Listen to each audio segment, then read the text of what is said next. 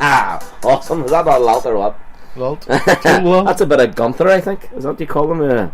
Yeah. If you want to, you should actually YouTube that if anyone wants to do it. It's a guy called Gunther. What's it called? It's Ding Dong Song by Gunther and the Sunshine Girls. Yeah. Can't beat it. It's one of the best videos ever. Anyway, welcome to the next Dotcast. I thought we'd start with a bit of Gunther because he's a bit of a legend. But we're going to have a bit of proper rap music on the way. As I said, welcome. I think this is the 4th or 5th podcast now. We're trying to get in the swing of things. If you want to at me, it's at PartyDoco on Twitter. It's PARTYDOCO. It's a standard issue. This week I'm joined by a very special guest and a very old friend of mine. I've known him for 30 years each. Easily maybe 30, more. 34. Yeah, like I'm 36, so pretty much all my life. Yeah. It's Neely Bobs. Welcome, Neely Bobs. Cheers. Thanks for having me on your podcast. Dude, no one else I'd rather have this week. Do you want people out? Do you want to at people, or do you want people to at you? Maybe? Yeah, they can at me if they want to. Yeah. You'll have to tell me what it is. If you want to at Neely Bobs, you can add him at NEILERSMC. So just Neilers MC on Twitter. It's pretty straightforward. You hit him up there. Like. Now I have to warn you, he's a Liverpool fan, so you've been warned about that. Yeah, and we've decided not to discuss football on this podcast because it could descend in a bit too much lalt for the Laltcast. I'm obviously a United fan, and dear love him. Well, I used to be a lot more of a United fan than I don't think I'm as bad now. Like. I think you're not as bad as a Liverpool fan. I don't know. Yeah, I think so. I think you get older, you don't really. We've mellowed, is that? That's it. We've mellowed like a fine wine. We're also, well, I'll tell you what, instead of fine wine, what are we drinking, man? I think the greatest new beer of all time. Yeah, you can't beat a bit of Rockshore. Dude, it's all about the Tommy Rockshore. Yeah. Like. Tommy Rockshore, by the way, is the drummer in the band of Gung Ho. Like. Right, so we're drinking Tommy. But yeah, I think Gung Ho is pretty much the best beer. Or Gung Ho. Rockshore is the best new beer. It's not often I actually like new beer. You know, I have an affinity with hating hipsters and hipster beers, and I know you're partial to the odd IPA. Hang on while I give you a Gorse IPA. Yeah, that's right. You were mentioned on the podcast a couple weeks ago. Yes, my ears were burning. Yeah, the grouse infected. What was that? Grouse infected. I know what that kept called. Grouse infected beer. I know what I was trying to with. This is my affinity with everything not hipster. Have you had any hipster beers today? No, not today. I've no hipster beers with me. There's always one line about them, surely.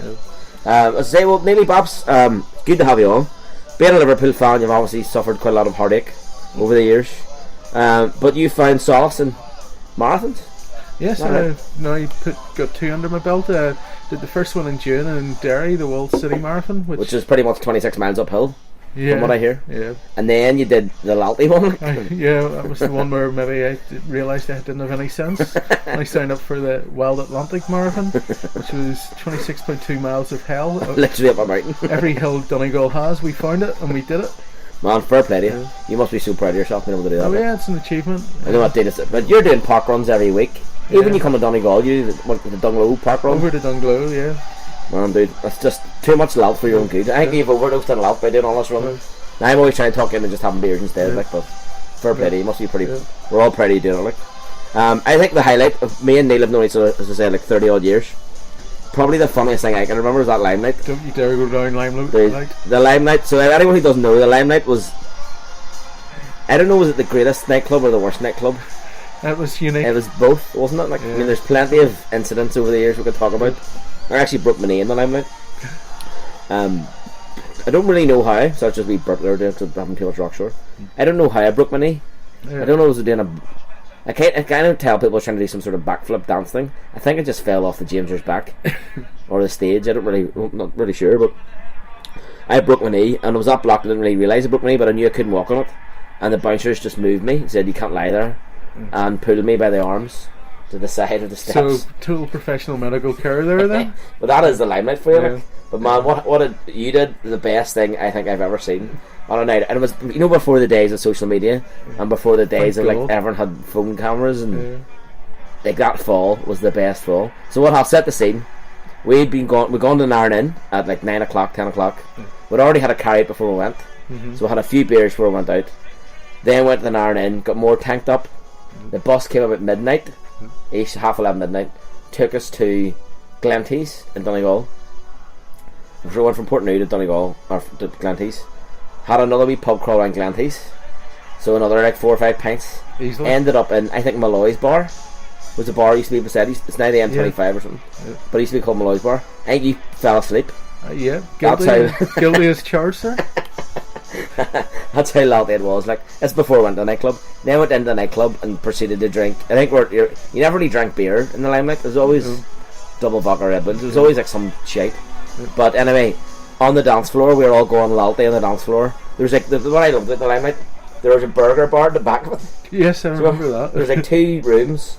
There's like 2 big studio. Studio 1, Studio 2. One played loads of Spidey dance music, and the other room played all the 80s classic rock. Like, you know, one room you got Living on a Prayer, and the next room you got like Scooter back in the UK or whatever. And we were always in like the rock room, but everyone sort of just sort of went into. I think because all the hot girls were in the Spidey room. That's probably what happened when we got a bit more blocked. But anyway, in there the strobe light was on. You were on the dance floor with a glass in your hand. I'd never forget it. And the best thing ever happened, dude. What happened? Man, you know what happened. Well, you probably don't know what happened. You're that black, Mark. I think we're all that black, Mark. But what happened was Neil fell, but the strobe light was hitting the dance floor, so he fell in stages. So you know what? I'm sure everyone knows what a strobe light is. So the strobe light just comes on really every like 10 times a second, and it just seen you fall in slow motion and the glass smashing and falling over. It was probably one of the funniest things I've ever seen. And I really wish we could recreate it. I wish it was the days of, like, if someone had a video then, you know, or like a phone camera out doing Snapchat or something, it would have been it would have gone viral. It was the best thing I've ever seen. Yeah, it was someone else. But you know the good thing about it is, got back up and had a few more drinks. That's it. It's a Limelight. Yeah. There's no I've injured myself. No. Just dance around that bit of glass. The night I broke my knee, actually, there's a couple other boys ended up in hospital. So I ended up in physio. Well, my knee's never really been right since like 10, 12 years ago. One of the boys got his hand stitched up. One of the girls woke up in someone's garden, got that block, and went off for a drama. It was a bit lalty, but that was the Limelight. The Limelight was the Lime Lalt. Like, it's nothing like the Limelight in Belfast. It's just full of students. This was just. There's a night, actually, I need to say this to Grizz next time I see him. We were out the Limelight and we were waiting on the bus back. It's the only time I ever remember getting the bus back. Right, so we come on to the Limelight, got blocked. We obviously did the whole get blocked beforehand, and we were waiting to get the bus back, and Terence hadn't turned up yet. So we had about a 10-15 minute wait. It's not like Terence. But you know, sometimes like, I don't even remember getting the bus. You know, you just come out of the Limelight and just you're on the bus, and but usually Jenny Colt goes, "There's that bus." So you're always just told to get on the bus. And we had to wait for ages. And this, I was with me and Grizz. I think Fiona Wilson was there. Maybe Catherine and Jane, maybe there wasn't there. But anyway, there's a few, but maybe 5 or 6. It wasn't a big night out. Well, big numbers. We were all sleeping. But this big guy came over to us, and he must have been about 25 stone. And he basically said to us, "If one of you doesn't hug me, I'm going to kill you." Okay, what do you do when that happens? So I was like, "Well, I'm not fucking hugging him," but at the same time, I don't want to die. So, and he did have this look in his eye where he kind of was serious. And now he didn't look at the girls, because we thought if he's wanting to attack one of the girls, like, we'll have to biff him here. Like, you don't want to get into a biff in Donegal. Like, it's not, you don't want to get a biff anytime. Like, but and proper shirts off up here. Yeah, it's tops off central. Like, you know what I mean. And there's only so many check shirts can, you know, be worn at any one time. But this guy, so he was like, if you don't, one of you doesn't hug me, he goes, "I'm a nice guy, and people don't think I'm a nice guy," and he's been really, really aggressive about it. And I was like, "Well, I'm not hugging him, but I'll not let him annoy the girls." So I was like, "Grizz, take one for the team here." So I remember turning around, and Grizz was just hugging him, and he was just hugging him. But you know, for that, you know, when you haven't seen your mate, no, I just give him a quick hug, like, "Oh, what's a crack?" You know, that's a quick hug in and out. This is the awkward hug. This was like about a minute. I was like, Grizz like with head and his shoulder looking at me, going, "What the fuck? How do I get out of this?" But that was the highlight. Well, how's your week been? When did you come up in it? Came up on Friday. No, you're up for came up Saturday morning. Oh, right, but you're up for a few days. Yeah, for the week. Back to Friday. Man, I'm back home tomorrow. Grim times. Grim. But we had a good weekend though, like. Yeah. The rosbeg Ryder Cup this weekend. Yeah. First time in 7 years. We want it back. You want it back? Yeah.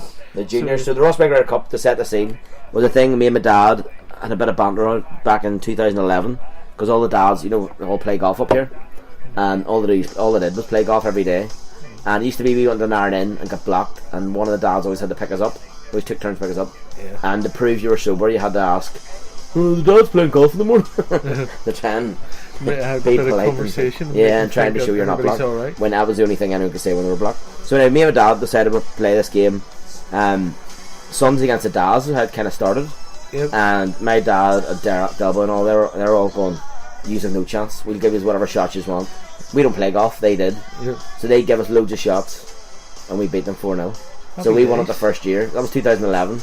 And we didn't play for a couple of years after, because I was going to bust my knee again. But then seniors have won it every year since. So they've won like 2 or 3 of the last ones. And so we this year, now obviously it was a bit more poignant because Jimmy's no longer with us. And it was kind of, I know, it just sort of worked out. The stars aligned yesterday. Stars aligned, and we had 5 against 5, 5 juniors against 5 seniors. Yeah. And it actually came down to the last game, which was me against Harry. And whoever won that, it was 3-0, 3 each, sorry, whenever we got back into the golf club. So it finished 4-3. I won. Yeah. I beat Harry in the 16th. I hit the best shot I've ever hit in golf. And I was 1 up, and if I won the 16th, I went 2 up. And then I was dormy. Yeah. So that's like the match. You can't lose the match. So what's wrong with the music here, dude? I don't know. It's stop. Is it maybe too much Bon Jovi? Let's find someone else. But this is the best. Have I told you this? On the 16th, then this is we par 3 in Portneuf. Portneuf Nairn Golf Club, really good golf club. Anyone out there who plays golf, you just need to get up to Portneuf.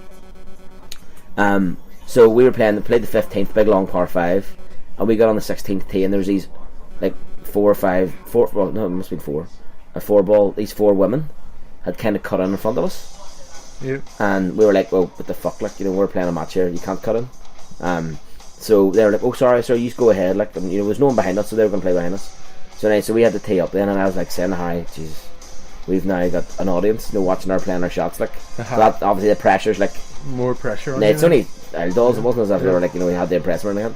I was like, "Jesus, the last thing you need is someone to watch you, because you're going to play a shit shot." Yep. And I happened to play the best shot I've ever played on the par 3. Left it, no joke, about 3 feet from the hole. Oh, the best shot ever. Mid. So I had like a birdie putt then. Yep. I won the hole, and all the women, as soon as I hit the shot, all the ladies went, "Ooh," like really impressed. So I was laughing at that. Then we had to walk back up to the tee, because the 17th tee's beside that, the tee off the 17th. Yeah. And they watched me hit the best drive I hit all day. And I kept laughing, going, "Those women think I'm class at golf," when they haven't seen the 100 shots I played before that. Where I'm completely left and right. Where I can be completely shit. Yeah. But it was really poignant this year for whatever reasons, and we won it back, and I was really proud. Me and Johnny Baird played. Rory Nixon really played well. Paul McGackie played really well. Who else was on our team? Fish? Conrad? No, Fish didn't play. Did he then came around to Joe's. This is so we got the pink jacket back. Yeah. He was with the pink jacket. Pink jacket was on. Got the cup back. We went to the golf club. We played, or had a meal booked for about 7:30. So my mum came around, and a few of the other parents came around, and a few other wives and girlfriends and all came around. Had a really good dinner, and then about 11, my mum and I was going home, and we went to Joe's, and that's when I filled the cup full of gin and tonic, and I got passed around, and then someone happened to neck it.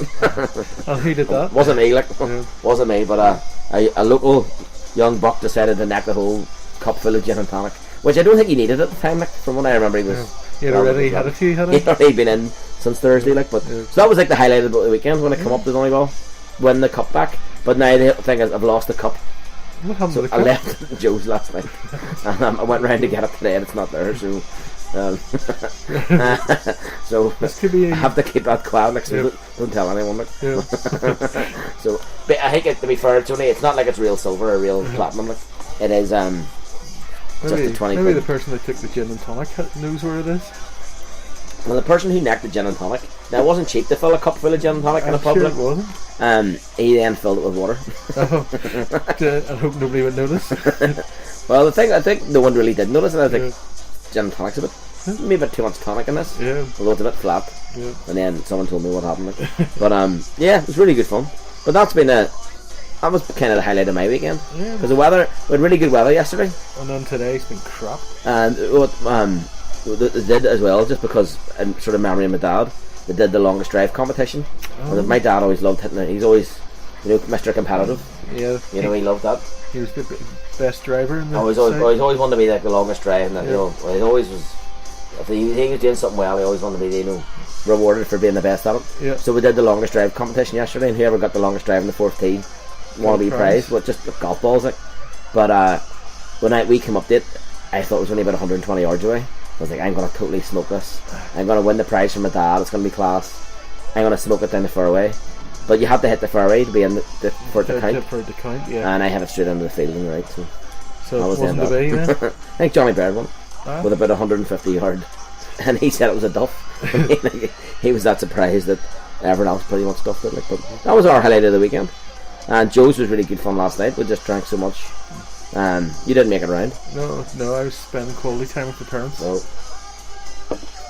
you definitely come around it. It was complete lalt because it started off just a few pints, a few pints of Rockshore, and then as always, what else did you drink? And then it just descended into chaos. Well, KTV was up with a sandbook and crushed ice. And then I had the pink jacket on, and everyone else wanted to wear the pink jacket, drank out, and then Joe came down and gave us champagne in the cup as well. Now the main question is, has the pink jacket got some stains again? Dude, the story of the pink jacket always was, it was never to be washed. Yeah. Those stains were memories. Yeah, there was every stain had a story. Every stain, exactly. There's a few stains on it that weren't booze, but we'll not go into that. Like. This is a family podcast. Yeah, this is for the people. But I lent it to Neil, the other Neil McCormick, and he spilled stuff on it and his dad washed it, so it's now sparkling. It was like proper. It's cleaner than even the day I bought it. This pink jacket that set the scene was bought in 2007, I think. Yeah, 2007. We were going to, me and Moose were going down to Neil McDonald's stag do, and everyone had to wear a stupid jacket. And Fish found these jackets in Dundrum Shopping Centre, €220 down to 12. I think the down to 12 tells a story in itself. Well, there was about 20 different price tags on it, slashed half price. Yeah. Will somebody please take it? Someone and it just happened to be there's a large and an extra large, so it fitted us both perfectly. Biggest pile of shit jackets ever, luminous pink, but they're Ralph Lauren. I mean, they're proper good jackets. Yeah. But anyway, so those jackets have seen many nights out, and used to be the winner of the Rosbeg Ryder Cup gets to wear it, like, but good out day. Yeah. The jackets. Definitely a few stains on it today. Going back to the hipster beer, our biggest podcast fan is a young lady called Nikki, and she sent me a picture, and I don't know how to pronounce it. You might know because you're a bit of a hipster. Saison? Cornish Saison? Cornish Saison? I don't know. It is some hipster beer. Yeah. I'm going to have to unfollow this lady. This is. No, I think you need to embrace your hipster beer. Well, she bet me to drink this grapefruit IPA last week. That sounds good to me. From Marks and Spencer. Yeah.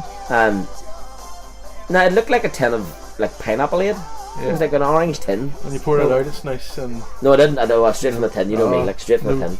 Yeah. No, I'm not too civilized when it comes to neck and beer. Yeah. But do you know? I tell you what it was. It was minging. As soon as I tasted it, I went, "This is awful," but I finished it. And did it not grow on you at all? Slightly. Now I was really worried I was going to grow a man bun and I was going to grow a beard, and then my shirt was going to get tight, and was going to start becoming a vegan and drinking cappuccinos and making sourdough. You know what I do. The most awfulness. There's no hipster bars in Bangor. Sure there is. Oh, Goat's Toe would probably be the most hipstery bar. Is it hipster? Ish, yeah, it's got craft beer. Do you frequent it? Been in the old time. For a quick bit of hipsterness. Yeah. So I don't know what you're drinking, Cornish Saison, but I don't know. You have to try another craft beer and see how you get on. No, my days of doing that are done. Halloween. Certainly until Halloween. Halloween, I'll bring you up the Gorse IPA and you can try that bad boy. Man, we'll do it live on the podcast. Yeah. What about a hipster night, a hipster beer night? Right. I'd nearly be up for this. Hipster beer night in the old style beer glasses. We'll get the old Jack Duckworth. Yeah. Proper old style beer. The mugs with the with the handles. We got some. Yeah. Right, we'll get some of that. Yeah. And we'll get blocked and hipster beer. Yeah. I've never got blocked and hipster beer, so it might be a new level of lalt. This could be lalt central. Well, if I start becoming a vegan and reading poetry and things like that, I'd be really worried. At least you don't have to worry about the top bun. That will not happen. Well, I don't know what do you mean by that. Or I could tie into that maybe. I don't know, Catfile.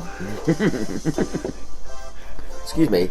Although this is the first year that I've kind of embraced the baldness a wee bit. Yeah. In that I put sun cream on my head. So beforehand I was like, I look in the mirror, I'm not going bald, I know what people are on about. Yeah. But there's a wee patch that's getting a bit bigger and bigger. So, and this year, because the sun was so bright and so warm and so I was out for so long, I got sunburnt a couple of times on the old bounce. Yeah. So I kind of have to admit it now. And my mate cousin Phil keeps going, Dad, you only got a couple of haircuts left anyway. You know 3 haircuts left. And anytime I get my haircut, he goes, there's one down. Yeah. So I've had about 3 haircuts for the last 2 years. Or you go to the barber and he says, I'm taking money off you, blind. Yeah. You may as well just do that yourself. Let me be a second. No, I get my hair cut by the same girl for years. And even she left where she was and said, I'm moving down to another place. So you follow her? I still go down there. And randomly I bump in there every night, or not every, once in a while, a night out. Yeah. Down the best bar in the world. You know the best bar in the world? Where's that? Well, not the best bar in the world, Bar Donegal. The Pavilion. Where not only is it the best bar in the world, but the best band in the world are playing in a couple of weeks. Is this the Mighty Gung Ho I've heard about? The Mighty Gung Ho. I think people are in for a shock how good it's going to be. Remind me who plays for Gung Ho? This is the bit I never remember. So there's Richard Picture. Right. He's also known as Dick Pick. Yeah. There's Lukewarm, Trigger Voltaire, Tommy Rockshore, Vic Van Bastard, and Michael Heaven.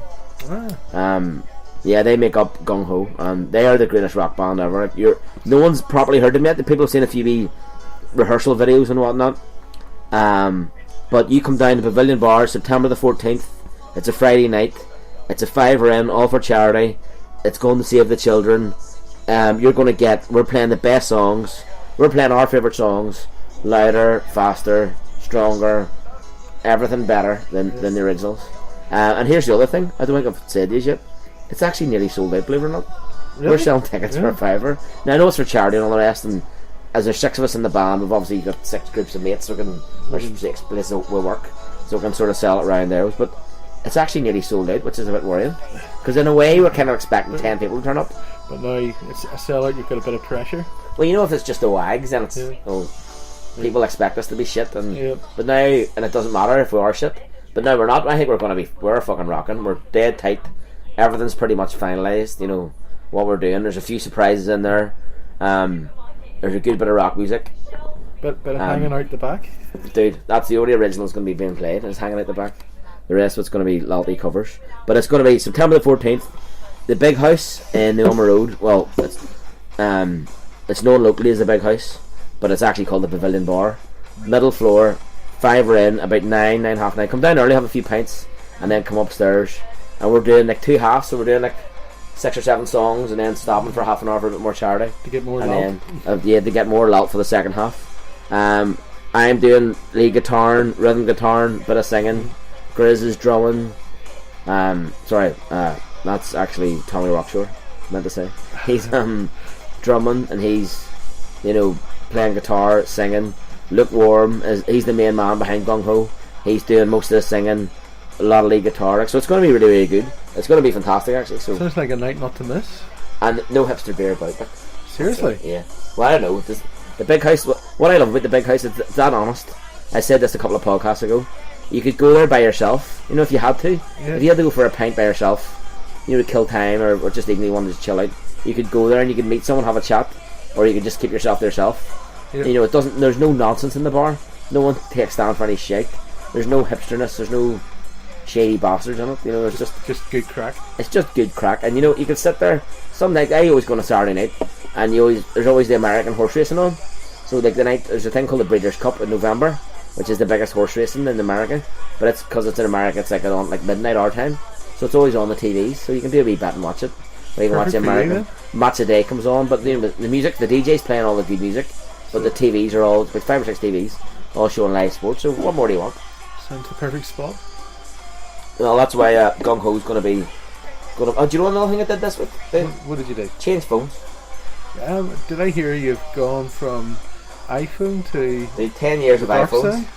I was a bit worried about this. So I went up on the other day to see if I went up to 3 in Farside on Monday or Tuesday. Because I knew my contract was roughly up. I didn't know exactly when. But it was actually up in May, so I've been sort of paying extra money and I hadn't really needed to. And I had a wee iPhone 6 that I had for the last 2 or 3 years. and I was kind of hem and hand about it. And I've had this, so the Samsung Galaxy, I've had for about 3 or 4 days now. I'm on the Galaxy 9 myself. It's one of the best phones. Are we both the same phones actually? Yeah. Yeah, they are both the same phone. Yeah, I think it's the best phone about. Definitely. Yeah. Great camera.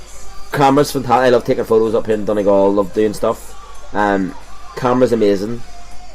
All the different apps, so getting Showbox and getting all the sport. Yeah, it's a whole new. I love a bit of horse racing, like, so I can sit and watch horse racing as and when I want, like, you know, which I think is absolutely perfect for that. Which is brilliant. I also got to watch a bit of the Pope today. He was on. He was in Phoenix Park. He was over. He's. Do you know the Pope Mobile? Yes. Do you reckon whenever they made the Pope Mobile, we're going like, what will we call this? And we'll just write down Pope Mobile quickly, and we'll think of a better name later. And they just never got round to it, and that's sort of stuck. Because you know, like Batman would go, Robin, to the Batmobile. Yeah. Like, does the Pope go right, lads, to the Pope Mobile? To the Pope Mobile. And like, you know, he'd go down the. Maybe Batman, didn't he go down like a fire pole? It's like didn't he go down into the cave and then jump in the bat? Does the Pope do the same thing? I suspect he does. Underneath Vatican City, there's a cave. I'd say there must be, like, that's where he just sits and where he's chilling out and he gets the, you know, I'm sure there's a phone straight to the Pope. Yep. You know, like, didn't Batman have a... There's a papal emergency. Yeah, and he's like straight, gets the... I presume sometimes he's just lying about his monks, watching TV, like. Yeah. And then he has to get the white gear on. He's going, I'll turn off this episode of Naked Attraction. I tell you what, there was a... there was 500,000 people at it or something. Yeah. There's quite a few people I know who went down it. Yeah. They were, I don't know, the weather seemed to turn a bit. It was a bit like here, I think. Yeah, I think the weather was a bit grim, but I suppose going to see the Pope would be a bit of a, if you're into that type of thing. You know, my views on religion are quite, well, I don't have any. I don't believe in any of it, but anyway. Do you think the Pope was in Temple Bar last night? Well, do you know what's the first thing you do when you go to Dublin? You go to Temple, because you want to see Temple Bar and have a pint. And then you have a bit of diddly-dee. I'd say, although apparently like, he does in real life back in Rome, he goes out in his jogging bottoms and all, like, cycles around Rome. Absolutely, you know, he really lives a really normal life. Yeah. Apart from when he's Pope. Yeah. Well, I heard when he became Pope, he decided he didn't want the palace and he moved into just lodgings. That's right. So he kind of got rid of all the Pope riches. Yeah. Which is you got to respect. That's a bit lovely. You have to, yeah. But you know what the one thing I always remember about this Pope. Now, the last podcast I was talking about going to see S Club 7. The last Pope, whenever this Pope, remember they do the white smoke thing. So I don't know what the last guy didn't die, did he? He retired or something. He retired. He decided it wasn't for him, I think. I didn't know you were allowed to do that. No, I always thought you were Pope till you're dead. Yeah, I think he abdicated or something. He must have been up in Old or something. Yeah. I know, but anyway. So he juked at being a Pope. He's like, I've had enough. Yeah. I want to go back to just being an old cardinal, whatever. I don't know, is he still a cardinal? Can you even do that? He's still called a Pope. I'm not sure. I don't really know. What was he called? Benedict? Benedict's. I forget his surname. Begins with an R. Cumberbatch? No, he's is he not? Yeah. Is he not Sherlock? I knew it was something like that. But this Pope, anyway, the day it was Cheltenham Tuesday, so it was Tuesday of Cheltenham. Yeah. I was going to see the Girls Aloud gig that night in Belfast, so I had Champagne Fever won the Supreme Novice Hurdle. I remember all this so well. Champagne Fever won the Supreme Novice Hurdle. I sat and watched Cheltenham then all day. I played golf with my dad that morning. Watched Champagne Fever win the Supreme Novice Hurdle. Took my nephews down into the ducks in between races. There's a duck pond beside our house. Down to that, came back to watch the next race. Then flicked on Sky News about dinner time after the racing, after Cheltenham, and the white smoke. You know the whole thing. The big sign that they made a decision. Yeah, but they were saying this was just before the white smoke, saying they were about to make a decision that they're expecting at any minute. Yeah. And about 7, maybe 6 o'clock, maybe the white smoke came out and they decided on a new Pope. But then I had to leave and go and watch Girls Aloud. And I'm sure you were gutted. Nadine came out and said, it's great to be home, so it is now. Yeah. Brilliant. Did you understand what she said? Well, that's what I think she said. Yeah. She might have went, these are all wankers, now fuck off. Yeah. Although she really doesn't like the rest of them, or the rest of them don't like her or whatever. There seems to be a bit of jealousy between them all. She was the only one that had any talent. She could sing. But she was the only one with any talent, but she also, I think she was probably the hottest in them. Yeah. I know everyone's got a different. She had a bit of crack with her as well. She definitely had the talent. Yeah. Your woman Sarah Harding seems a bit mental. She's a bit Cheryl Cole, or whatever her name is these days, Versace, whatever. she seems. Oh, she's obviously a loose I cannon. think she doesn't know. She just calls herself Cheryl now. So maybe a big like Pele. Yeah. Maybe she's a Brazilian footballer. And then Kimberly I always thought seemed dead on. She seemed normal. She seemed like she could go out for a few pints with her and have a bit of crack. She would definitely be lalty. Yeah, she would be up for the lot. And then Nicola, she was the Scousher one. Yeah. But Nadine was probably my favourite, to be fair. I did like Sarah Harding at the start until she just became. Bit nuts. Yeah. Do you remember in Celebrity Big Brother? Did you ever see her in that? Saw her a few times in that. She was fucking. Her coupon had gone. Like. Yeah, no, she was a bit too. I like Nadine. But Nadine, when she was back in Belfast, was all. I actually went to see Girls Loud years and years ago. Me and Jenny Colt went to see them. And we got really blocked at it. This is the kind of story in my life. Every story I ever tell tends to be like, oh, we got really blocked with this. Yeah. Like when I see S Club 7, I went by myself and was steaming. Like proper needed help blocked. I went to see Girls Loud, we're drinking WKD Blue. Like which I don't drink, so I'm steaming at that. I don't know how steaming it was at this, because I think it was Cheltenham would have been on the next day. So you I think it would have been your wits about you for keeping your between the bets. hedges. Like, what would Jackie would have done? Do you ever see people have those "What would Jesus do" bracelets? I always sort of see them as "What would Jackie do?" It'd be gin Jackie, and malt. he would have a gin and malt. Yeah. He'd say it's great to be back. That's the one thing about Jackie. We always have to mention him every week. Yeah. What do you think of Jackie? I like Jackie, yeah. He's the greatest TV person ever. Miss him in the Northern Ireland commentaries. He said one on the last minute would do. That's a 74th minute, but that will do. He did a great thing. You know, you should actually YouTube this. It's Northern Ireland against England, 2005. I was at the match, and I remember taping it and coming home to watch the match after. You know, as you do, like, you know, because it was such a big match. It ended up being like probably one of the crappiest matches ever, except the second half, because England were totally torturing Northern Ireland. Then Healy scored, and Jackie was just back after a heart attack. So he'd had a heart attack a couple of years beforehand and was off for a while, and he was now taking these tablets to sort of help him out. And I think he'd come back maybe a few months beforehand, but he was, you know, his big match and all. This is his And return. He'd been interviewed one time. He's like going, he hears this noise. Healy scores, and he goes, in the commentary, and then he says, when I listened to it back, I thought I was having another heart attack. And then he says, I think one of the best things, Jackie always said, can you believe it? Anytime anyone scored a goal, can you believe it? The boy from Killyleagh with his 13th international goal, or when, what do you call your boy, Steve Davis scored? Can you believe it? Stephen Davis, the boy from Cullybackey with his first international goal. So he always said, can you believe it? That was kind of his catchphrase. That was his catchphrase, yeah. And he says David Healy scores and he's way cheering and he's done the, you know, he doesn't, no one really knows how to celebrate this because there's still 15 minutes left. England could win 5-1 if they really wanted. And Jackie turns to Alan McDonald, I think he's co-commentating with, and he says, you should YouTube this because it's really, really, really funny. He says, I know it's legendary that I say, can you believe it? But can you believe it? Legendary. What a guy. Have you any trips planned or anything else? Nothing coming up. I have Amsterdam next month. I booked the other day. No, next month must be October. April, Dan and I are going over to Liverpool, Chelsea. So God love you. I'll probably be 4-0 Chelsea. You never know. This could Do be you our find year. though, I find with the United trips I go on these days, the 90 minutes of the football It's probably is the worst 90 minutes of the trip. Yeah. You know, the build up to the match and a few pints. A few pints beforehand. Where do you go beforehand? We tend to go to one called Cabbage Hall. It's just down from the ground, and Cabbage Hall. yeah, it's actually a really, really nice bar, and there's a good beer garden. And then I can't imagine it's too hipster in Liverpool now. it's Liverpool's a lalty city, alright. It's lalty. It's pure lalt. And then we're down there. Carlsberg. It's all sorts of different beer. Where did they sell Rockshore on the continent? I don't know. The continent. England, like, you know, you have to get on the plane. The mainland. The mainland. Yeah. I hope it does sell Rockshore. Yeah. And then Dad likes to dander down, stop off the home bake, the pie shop, so he can get his wee pie. Oh, yep, that's what you need that. Yep. And then to the ground. Is Billy quite a lalty fan? Is he a bit animated or not? Yeah. He'll stand up, and then it'll take a wee while to sit down again. Do you know what's funny? For years, you know, I don't know what it's like when you're in Liverpool. When I was at United for years, you're always sitting different. Every ticket, you sort of like you're sitting somewhere different. Yeah. But sometimes you're sort of recognised people you sat near beside, or you know, from season ticket holders are a bit funny.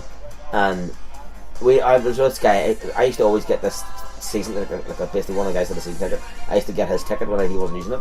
So I was always behind this one guy, this old guy, who used to always go, for fuck's sake. For fuck's sake. That's all he did for 90 minutes. Just complained the whole way through it. Just brought you for down. fuck's sake. For fuck's sake. That's all he did, 90 fucking minutes was that. And United could have won 4-0. But like a pass would have gone stray. Jesus Christ. There's no pleasing anybody. No. Well, I've got Amsterdam booked. I don't think there's going to be any football there. My mate Ryan's doing the marathon, so it's going to be... I'm flying out that morning. He's doing the marathon in the morning. I'm flying out sort of that morning, so I'll hopefully arrive and ready to go lalty. Now, I've done Amsterdam a few times, so I'm hoping it'll be a bit more... It's not a stag do, so it's not complete lalt. Yeah. Well, it will be lalt. It'll just not be stag do lalt. I'm sure we'll be going for a few beers and having a bit of crack with. But who's this here? Music's this? That is Barracuda by Heart. Is it very? It sounds a bit gung ho. You should hear, dude. You see when gung ho do their gig? We might release it as a live album. All sale for charity. Oh, I don't know. It's the thing about gung ho. It'd be awesome if we actually became a proper band going forward. Yeah. You know, I wrote a couple of other tunes. I wrote a song called "Let's Go Fucking Lalty." Let's go fucking lalty. It's a good tune, mate. Is this the theme tune for the... Well, we're going to be playing at the Gung Ho gig. You know? No, unfortunately not. It's just we're not really ready for it. I don't think the world's ready for Gung Ho doing their own stuff. No. Because would be just too much lalt. And, you know, you don't want to overdose people on lalt in the first ever thing. No, you need to lull them and then go full lalt. Yeah, we need to let them... See the good thing with Gung Ho, we'll play a song and then they'll not be expecting... They'll not know what the next song is, or they'll think, they're our type of band that does like rock covers, and then we're going to throw on something that's not a rock song, but maybe in a rocky way. So they're so that you can't really grasp what gung ho is until the night, I think. Until you've experienced full gung ho. But when it comes to gung ho, there's one thing: no one's going to say to us or about us, are they lalt or no lalt? Let's say total lalt. Let's say total lalt. Yeah. We'll have to finish with a game of lalt and all. Okay. But it's a thing that bugs me actually. Comedy songs. What's your opinion on comedy songs? I don't like them. You know people who like rewrite lyrics and just turn it into like a comedy thing. But it's not funny. I don't think. No. I don't know. It came into my head a while ago how much this annoys me. Yeah. And it shouldn't annoy me because it's not really something I should think about. But it just bugs you. No, it's not funny. No. But then MacLads do comedy. And they're good. Although they're not rewriting songs, they're just writing shit songs. I'm going to see the MacLads, dude. Newcastle, is it? Newcastle I'm going to in November. Me and Patch are going over. I think that could be probably the loudest. Like, I've been on a million stag do's and on a million lads trips. I have a feeling MacLads this could be lalt to 11. This could be lalt levels up to 11. Like I'll be one of those trips. I'm going to be happy when I'm back from it in one piece. Because it's just going to be... The MacLads haven't played live together for about 20 years. We used to listen to them when I was in school because it was kind of funny because they said bad words. And now we're going to go and see them. Yeah. Like, that's no problem with the MacLads now. The MacLads are lalt. Same as Gung Ho. Yeah. Different type of lalt, but lalt none the same. But if we're going to finish in a wee game of lalt or no lalt... Okay. I've got to fire a few names at you here. Let's go for it. Looks maybe a bit more football oriented, but we'll start with a few non-footballers. Mo Farah. No lalt. No lalt, why not? I don't think he'd be that. Someone told me he's not vegetarian. You know, he goes on about he does his vegetarian stuff. Well, I've heard he doesn't. He's never touched corn. Yeah, I've heard corn. That's what it is. Yeah. I heard he's never had a bit of that in his life. No. Yeah, just how much? Yeah, I love this corn.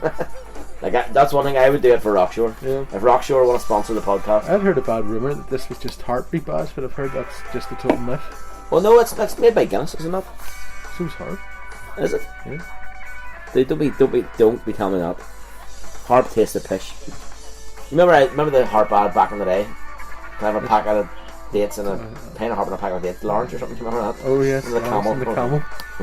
I know what the fuck that was about. But I don't think they knew. See, when I lived in Manchester, I was quite, in a weird way, you sort of become more Irish or something when you're away. Yeah. Or, you'd be more proud of where you're from. Yeah. You pine for the stuff. And I really want a pack of potato, cheese and onion, yeah. which I never eat, and I really want pints of harp. So I used to go home and then bring harp back with me because I really wanted to drink harp. Yeah, I always brought a 20 pack of potato back with me. Yeah.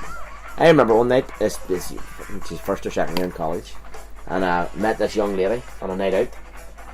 And she, I kind of knew her, like, you know, it wasn't like I didn't just meet her, but I knew her, and you know, she's a lady, she's got needs, and I'm a man, I've got needs, like.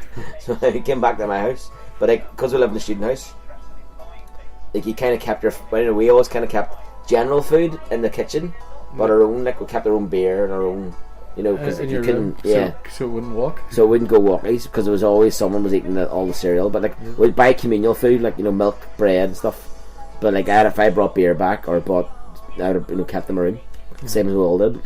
And like, we're all best of buddies. I don't know why it was such a thing, like, but you know, stuff went missing. But I brought a 20 bag of potato. Uh-huh. You know those multi-packs of like spring onion, salt and vinegar. Aye. Yeah.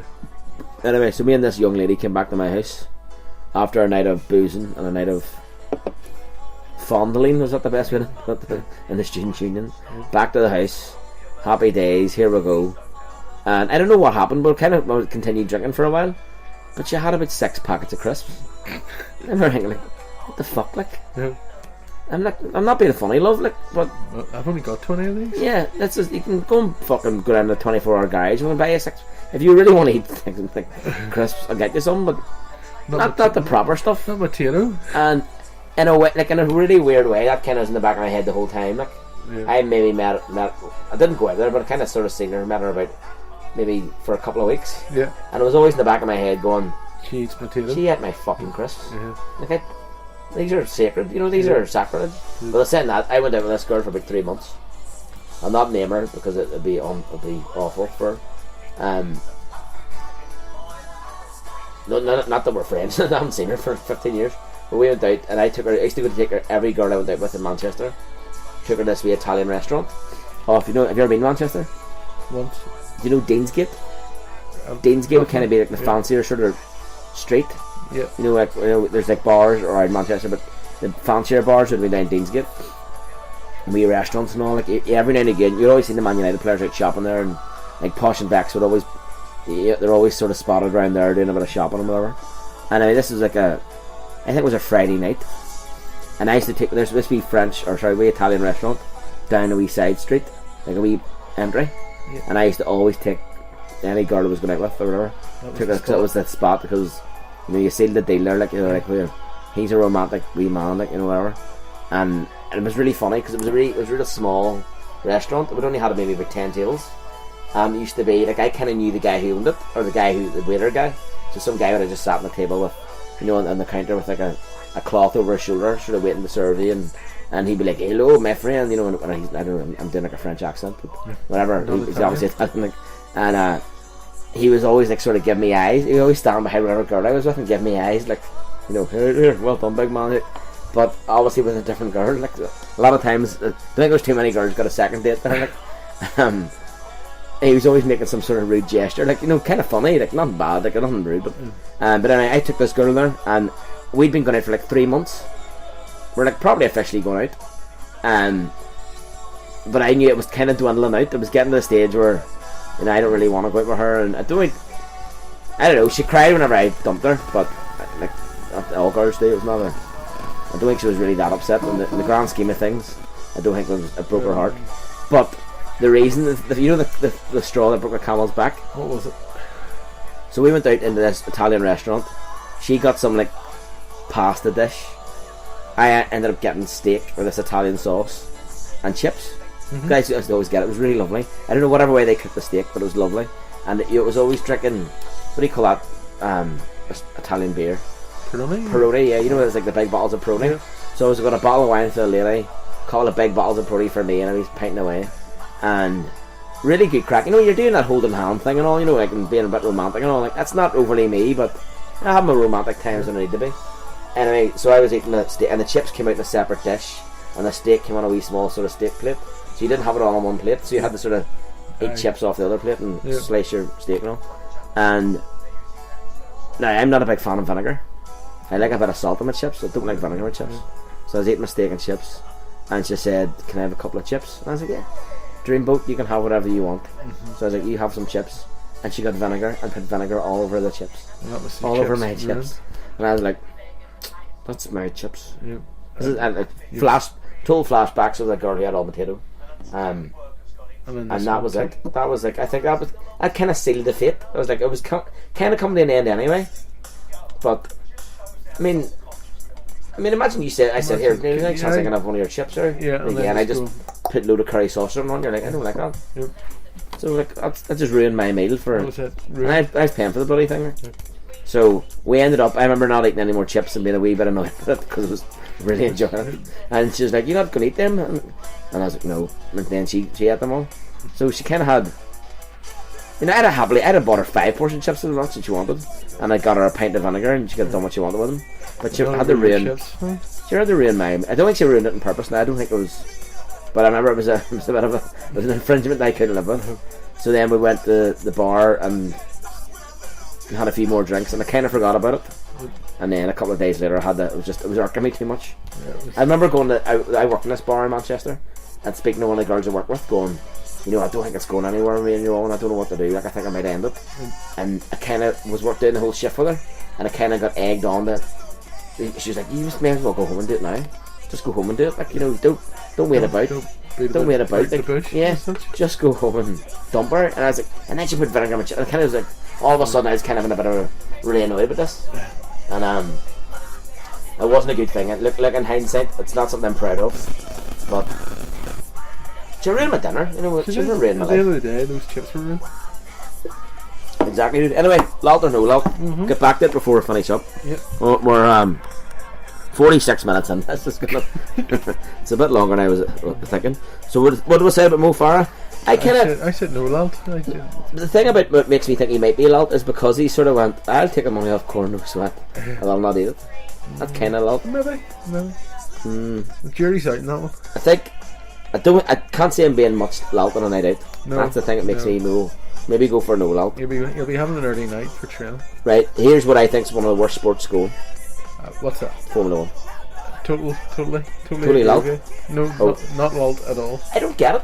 Don't get it. Watching these cars go round and round and round. Like, if they're all in the same car, then it would come down to who's the best driver, but it comes down to who's got the best car. That's it. So, there's not really much of competition now. But on the other hand, Ayrton Senna, he was lalt. No, Ayrton Senna, man, he was full lalt. Yep. He was, I think, I don't really know enough about it. I've seen that Senna program, where, you know, you see that film? Aye, that film, where he obviously dies at the end of it, but spoiler? He kind of, sorry about that. Same as the Titanic, folks. Yep. Don't want to ruin it for you, but he seemed a bit. But he seemed to know he was going to die or something that weekend. Have you seen that? Yeah, it was very poignant the way. But he just took risks that no one else would have taken. Yeah, and that's what kind of made him the person. But see, do you know who's a real lalt? One of the most lalty people of all time. And there's a book out about him. I really want to read it. Evel Knievel. Yes, he was pure and all. He was fucking the Dr. Lalt. He was the main lalty boss. Yeah. Like, he turned up apparently at Wembley Stadium, and he was going to jump these buses, whatever. He's on the bike. I'm sure everyone listening knows who Evel Knievel is, but he's a guy who used to do the stuntman, used to do jump things on his bike. So he turned up at Wembley Stadium to 80,000 people, and he's on this old shitty bike, and he's jumping out on, like, say, 20 double-decker buses.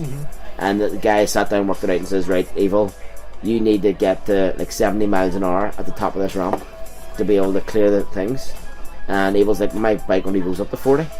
I don't have a long enough run up to get up to 70. The run up I've got only gets me to 40. And they're going, "Well, you're going to crash and you could really damage yourself." And he's like, fuck it, these people have turned up, I'll just do it anyway." So he knew he was going to make a complete fuck of it. He knew he was going to make a complete bollocks of it. And he ended up crashing, like, breaking everybody's body. But then all the fans were like, "Ew, I'm going Evel." And I always kind of thought Evel Knievel was really, really good.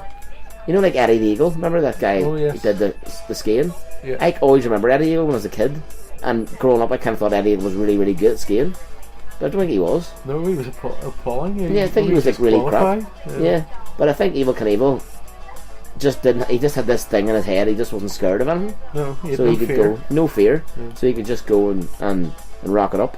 Right, anyway, so Evel Knievel's definitely wrong. But actually, maybe like that. I'll go and read about Evel Knievel and talk about him, because there's a guy I want to talk about that in a couple of podcasts time.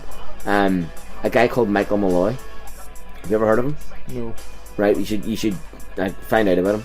He's a guy called Michael Malloy. He's from Donegal originally, but he went and lived in New York. And there was a film out about him called Mike. I don't know what the film was called, like, but people called him Mike the Durable and Iron Mike. Back in the 1912, 1915, whatever. Back early 1900s. He's from Donegal, and basically what happened, he went out and lived in New York, and he was just a complete wino. So these guys used to drink with him, decided to take an insurance policy out on him. I think I've heard of this. Yeah, I think I maybe told you about him before. Was it for you or Joe Malloy told me? Yeah, no, I told it to Joe Malloy. Yeah. I told it to Joe, saying like, this guy's from Donegal, he must be a distant relative. And I actually printed it out for him and said, look, read this. So basically they try to kill him, and every which way they try to kill him, they claim this insurance policy. They can't kill him. But I'm going to go into depth about that down in a few podcast time, because this guy, he just seems like a real legend. Like, anyway, back to Lalt and all that before we finish up, dude. Yeah. Ayrton Senna would say it's Lalt. Total. I think because he's in town. What about the Pope? Lalt or no Lalt? I think he could be Lalt. Yeah. I think this Pope's Lalt. Yeah. Last one wasn't. No, he did. Well, I think we'll talk about it earlier, but he left being a Pope. He did. I didn't know that was a thing he could do. The Pope before him seemed to be quite lalty. Yeah. He played the banjo and was a goalkeeper. And goalkeeper makes him Lalt, I think. Yeah, I think he was definitely Lalt. Right, now we're going back into football then. Rafa, because Rafa was on TV there. He may be Lalt, but I'm not 100% now. Maybe. I think at times. Do you remember the whole fact thing? Yeah. Remember fact? Yeah. Against Fergie. That kind of was a bit lalty. That was a bit off the rails a bit. Yeah, but I kind of like that. Yeah. It's a bit unhinged Lalt. Yeah. Arsene Wenger. No, not a slight Lalt. No Lalt at all. No Lalt. I think it's fair to say Fergie would have been Lalt. Total Lalt. What about Jurgen? As a Liverpool fan, you'll know about Jurgen. He'd be full Lalt. Do you know I think Graham Souness is Lalt. Oh, he is. He's definitely Lalt. Rocket Lalt. He kind of had a bit of disdain for most things, which I kind of like. When you think when he was the manager in Turkey, he took their flag and stuck it in the middle of their opponent's ground. Was that Fenerbahce and Galatasaray or something? I think it was, yeah. It was like a big. Was that not like a really big bad thing to do? It was a really bad thing near Rat. Lalt. I think if you're going to start a Rat, you're definitely Lalt, isn't you? Yeah. Was there any other Liverpool Lalt? Kenny, what about Kenny? Sir Kenny? Or the Dalglish? Kenny would be, but Alan Kelly would be Lalt. But I tell you, he's not Lalt. Kenny Dalglish's son played for Linfield. Really? Yeah, he played. I remember seeing his debut, and he missed the penalty. He got a penalty, and everyone was like, Kenny Dalglish's son, he's going to be amazing. But just like Fitzroy Simpson. Fitzroy Simpson might be. Let's go back into bloody football again. Tim, do you ever watch Soccer Saturday? Yes. Tim Lovejoy and all? Yeah. Remember back in the day it was kind of... Yeah, before he turned into Sunny Brunchman. Yeah, but like I always thought he was a bit of a belle back in the day, you know. And purely just because of this. I used to think he was kind of cool. And him and, Helen Chamberlain. Yeah. Remember they used to do Soccer Saturday? It was kind of like... It was a bit of an institution back then, remember the music and all? Saturday morning. The Soccer Saturday babes and all. And it was kind of like something you always watched every Saturday. Yeah. I don't know, was that because we were younger? I don't know, I would never even think about watching now. But he said this thing that George Best would never make it into anyone's even top 100 footballers. Right? Which is bullshit. But purely because he never played at the World Cup. That's stupid. I think that's ridiculous. Yeah. Like Georgie Best. Now I know we're going to be slightly biased. Yeah. Because obviously Georgie's from over here. From Belfast, and so are we. But no matter, I know he had a bit of a messed up private life, but I mean on the pitch he was. But anytime I asked my dad about him, you asked your dad about him. He couldn't be touched. No one went near him. Like he was even Pele, Maradona. When they get asked who was the best, they all say George Best. Yeah. But yet Tim Lovejoy, whoever he is, says he's not actually in the top. But yet again, then Fitzroy Simpson, who played for Linfield, he was the shittest footballer I've ever play football. Every time he got the ball, he fell over. It was like the ball was too much power for him, and he tripped over it. He played for Trinidad and Tobago at the World Cup. So then that means he's better than George. So he's better than George Best. Bullshit! I can't have that. Like. What about Keith Gillespie? Is he Lalt? I think he is Lalt. Yeah. Have you read his book? Yes, it's a good read. Did you read that bit about he bet on Newcastle to win 3-0, and he's like waiting on 50 grand or something like that. I can't remember the exact amount. And he's got the ball in the corner, and he's like, just letting the play at the 3-0. He's like, yes, I'm back in the game. Gets the big bet up, and then whatever happens, goes out for a corner, and the ball goes in, and the big centre back comes up and scores his first goal for about 3 or 4 years, and they're all celebrating, and he's head in the hand, going, All they did was win 3-0. Okay. And they won 4-0. He's got it. Do you ever see him about Bangor? Yeah, I would see him. His ex lives just around the corner from mum and dad's. So you would see him picking up the kids. Oh really? Yeah. Is he nice enough? I'd always imagine he's just got this bit of a wild reputation. I think he's alright. I've never really had any real dealings with him. He always, to be fair, the one thing he always did, and I'll never forget this, he played for Northern Ireland when he had no contract, Yeah. which was a really, really big thing. If he had got injured, He was in trouble. he was never getting paid. No. And he said, I'm here to play, no problem. Yeah. And I remember thinking, all the fans took a real thing about that. And then also, I went to see, this is one of the best Jackie moments ever, Crusaders football, what was it called? CV? Crusaders. Alan McDonald's testimonial. So it was like QPR legends against Northern Ireland legends. And Alan McDonald was Northern Ireland footballer, and he's a Glentoran manager, and he died of a heart attack That's right. on a golf course or something like that. So they had a testimonial for him, so he's a QPR legend at Seaview. And it was just a tenner on the gate. He just turned up 10 on the gate. But the night was the worst weather I can ever remember seeing footballing. It was just lashing sideways, so hardly anyone turned up. So, but I was like, definitely want to go down to it, show the support. And Jackie was there introducing all the players.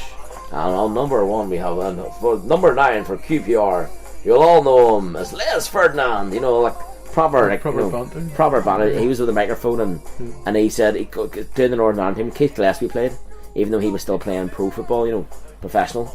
So it wasn't just the legends, he was playing too. Jerry Armstrong, they all got about 10 minutes run out. Yeah. And I'm surprised Jackie didn't, it would have been great. But he got the Jim Magilton, and Jim Magilton's put on a bit of beef since he's retired. And he says, now we're in number 6, 7 and 8, Jim Magilton. But then he had the microphone, and he was giving, the crowd was obviously lapping up Jackie because it's Jackie, and laughing. So, and I don't think this was planned at all, but he ended up commentating live with a microphone. And here comes Jerry Armstrong, 1-on-1, the hero of Spain 82, 1-on-1 with the keeper. And Jerry Armstrong put it wide. He goes, well, he's made a complete bollocks of that. And it was just brilliant. Yeah. It was just absolutely legendary. Just the way he could ad-lib. Yeah, I thought it was just. And here's Big Les Ferdinand. Here's Jim Magilton on the ball. I don't think anyone will beat him on a shoulder charge here. Just always making me comments. And Do you remember you got the birthday message from him? oh, well, Taco. What age are you? 33, 43, 53? Come on, Taco. I know. Alright.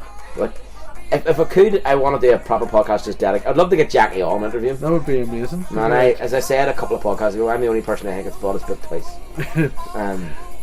I think when I actually told him that, when last time I met him, I was like, Jack, I bought your book twice, and he's like, you doubled the sales of my book. It's just like, and see the time me and cousin Phil met him, when Northern Ireland were training before they played Germany, an open training session, but with Northern Ireland, they hadn't scored goals for years.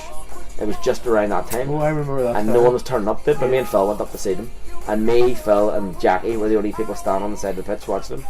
And your big man played for Glentoran. What do you call him? Remember the white hair? The blonde. Cruisy hair? Andy something? I'm not sure. Andy, I can't remember his name now. But anyway, he had signed for Preston. And he says, Jackie Turner goes, would you believe he's getting $3,000 a week at Preston North End? And cousin Phil goes, sure, that's only half what you're on at the BBC, Jackie. And he's like, I don't know where you're reading that. I need to get an agent. Do you think it's time to wrap it up? I think it is. Well, so Arden Centre, Lalt, Pope Lalt, Yep. Rafa, Arsene Wenger, Messi, Lalt or no Lalt? Lionel? Lionel?